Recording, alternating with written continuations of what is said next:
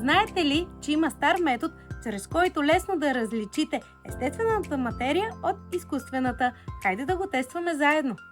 Тук имаме синтетична материя. Вижте как при допир с огън тя започва да се топи и свива, точно като пластмаса.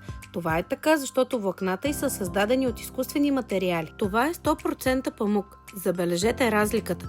Той не се топи като пластмаса, а гори естествено и остава финна сива пепел. Това е характерно за естествените материи с органичен происход. След като се запали, памукът продължава да гори и тлее вместо да се разтапя.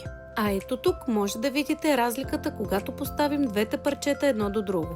Точно за това ние от Герсония работим само с 100% памук, защото материята, върху която спите всяка вечер, има значение.